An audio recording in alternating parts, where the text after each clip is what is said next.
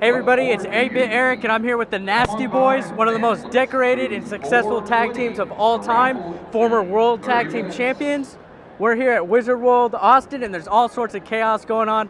How the heck are you guys doing today? Oh man, it is crazy here. You got Doink the Clown, you got Ted DiBiase, Honky Tonk Man, Luke from the Bushwhackers, but they're the greatest tag team of all time, the Nasty Boys. I wouldn't say of all time, at least the nastiest of all time. You know what I mean? Doink's over there and it smells like he didn't shower in 6 years. You know what? I did smell you. Oh, please wash that clown outfit. You smell the same that you did back in '94. Hey. Look at, I'm telling you, Doink is crazy, man. Hey, you gotta watch it. You got all kind of characters happening here at this Comic-Con. Look at, there's Luke. Yay! Bushwhacker Luke. Yeah. But you know what? The difference between them and y'all is that the Nasty Boys were hardcore before hardcore was invented.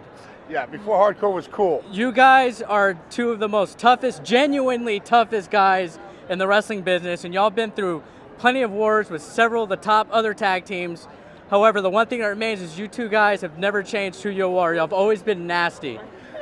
So I want to know, what exactly are y'all working on right now? What kind of appearances you have? I do know there's the Hulk Hogan and Friends tours that y'all been doing.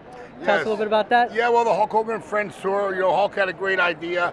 And, you know, just instead of wrestling, go out there and go out to the fans that made us who we are today and tell us some wild and crazy behind, you know, some things you'll never hear before, but backstage, behind the scenes stories of like Andre the Giant, Macho Man Randy Savage, Vince McMahon. I mean, all the stuff we've been through. Hey, could you guys tell me, probably out of all y'all ring wars, what was the most memorable match that y'all have had? Like, what would you say was one of your favorite moments in y'all's career as a tag team? Well, there's a couple that's really stand out, but the one that was the first game changer was our big matches we had with the Steiner brothers in WCW, and rolling into after the belt signing in Chicago when we attacked them, and then rolling that in all the way up into Halloween Havoc. That was probably one of the most fulfilling, and at the time for us, something that took us on a whole nother level above and beyond. But the biggest game changer and statement, the stamp as far as that you made it, was when we wrestled the Hart Foundation at WrestleMania 7 and won the tag team titles. That you can't get any better than that right there. So, you know, but we had the Legion of Doom or Road Warriors, whatever they were. We wrestled them as both, and that we had great run with them guys, and also with. Hey, Sonny Boy. Honky Tonk Man trying to find our, that's a Honky Tonk Man. Honky Tonk. Greatest Intercontinental Champion of all time, Honky Tonk Man. Honky Tonk Man coming there to see. Everybody loves the Nasty Boys, so they all want to come Intercontinental Champion for 2 weeks, the longest running. I just want to buy that thing, but Come here, Honky. Get in here quick. Come on now. Get in here. man, I gotta go. Okay, Greg wants to know where your next booking is. I'll call him, don't worry. All right. Hey, you think he lost the interview a little bit? oh no.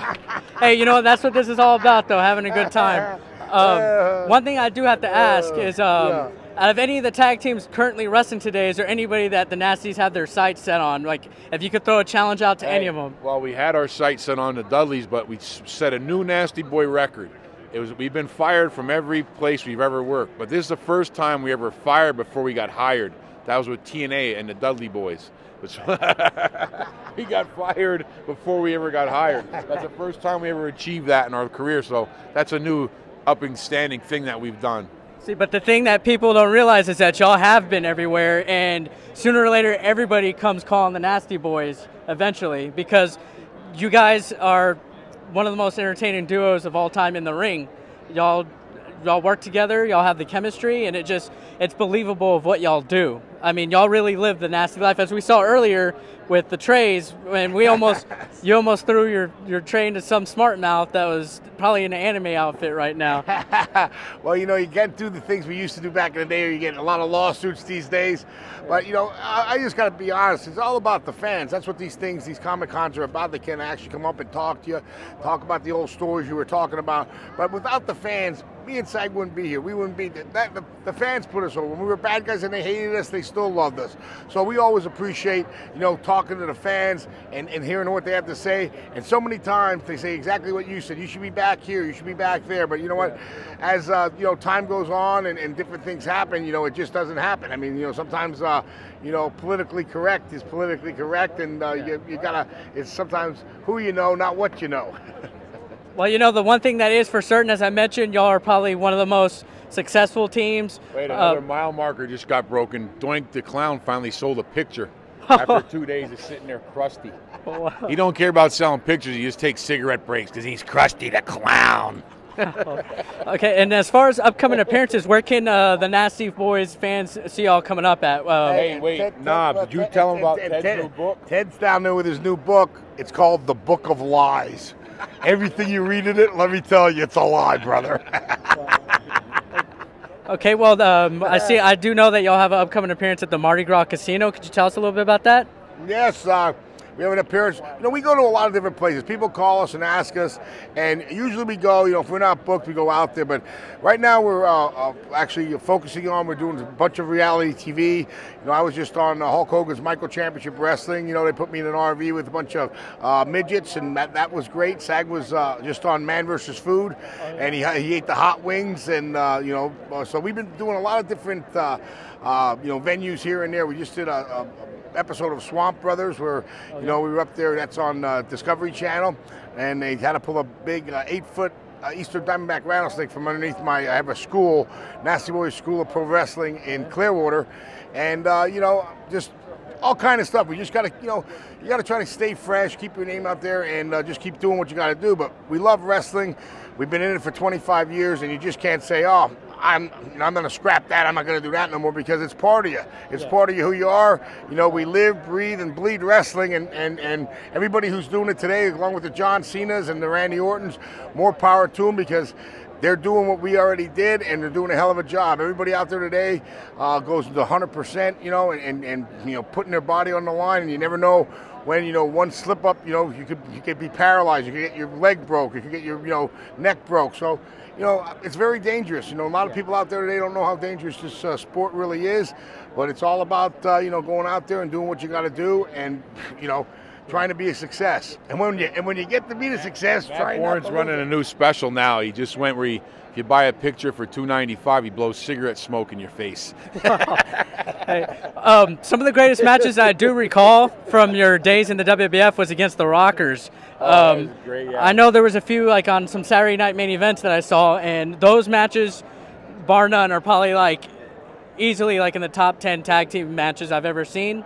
Y'all's psychology and just everything y'all do. There's a reason behind everything you do, and just there's not a lot of heel tag teams that are able to get the crowd riled up as I've seen y'all do, and especially with the brute force that y'all when y'all go in there. I miss that a lot. There's no better feeling than when you do that and can incite and turn a crowd into an angry mob, which me and Knobs love doing. And with the Rockers, oh my God, too, Shawn Michaels could, work since the day he was born, and Marty they were exactly the same. Fluent, really great, just technical, whatever kind of style they wanted to do, high flying maneuvers or technical wrestling, and it was just like dancing when you wrestled them. It was one of the greatest. They were one of the greatest teams or best teams I've ever worked with, and easy to do that is to turn a mob angry like that when you're working with guys that's so easy like that, and the people love those guys. Cool. The matches got over so good is because we were friends with theirs. We were really good friends. We used to all live together back in the day in Nashville, and it just clicked and party together. And also, driving down the roads and you go, that's the way things used to be during the day. Before they were doing their thing, we were doing our thing. We drive down the roads, talk about matches, talk about maneuvers. Then when we finally got hooked up together, it all just clicked, and we both respected each other, and that's why the matches were so good. But, Marty and Shawn were friends of ours forever. We could tell you the stories about all of us living together in Nashville, Tennessee back in the 80s, bro. It was quite the crazy time. These houses like the Real World and Big Brother don't have a candlestick on the Nasty Boys and the Rockers, all rooming together in a one-bedroom apartment. What would be interesting is if the Nasty Boys actually had their own reality show. I mean, I can't believe nobody's tried to pick that up. Well, I mean, could y'all imagine? That's in the works right now. So, you know, just keep on watching. You will probably someday be seeing that. You might be our film crew. Oh, yeah? Well, that'd be a great opportunity. I'd like to thank y'all for taking the time out to, take this interview. But is there anything else that you would like to say to anybody watching this, or anything upcoming, or how can your fans reach y'all? Do you have a website or anything? We have thenastyboys.net. Go to thenastyboys.net, or you can also call 877-NASTY-01 if you're interested in becoming a pro wrestler. I have a school in Clearwater, Florida, and Ric Flair comes down, Hulk Hogan. I mean, the guy who just won Tough Enough for Andy Levine was my ex-student. So, I don't take everybody. You got to try out. You got to do what you got to do. But I still love this business, and I love teaching it. And I like to, tell people honestly, hey, if you have a chance to make it, I'd like to train you. And if not, maybe you should save your money and try for something else. But, we're in a recession these days, so there's a lot of bogus wrestling schools out there these days that just take the people's money. So I figured that's why I got involved with it. So. Well, thanks a lot, guys. I appreciate it very much, and thanks for taking out the time. And thank you for helping me carry all that food back. Oh, no problem. Thank you. That was just a Nasty Boy snack. Yeah, anytime. Appreciate it, man. Thank you, Jerry Saggs. We're going to pay for that snack later, guaranteed. All right, y'all have a good day. Thanks, everybody, for checking us out. From Austin, Texas, and the Wheels at Will Comic Con. Stay nasty, brothers.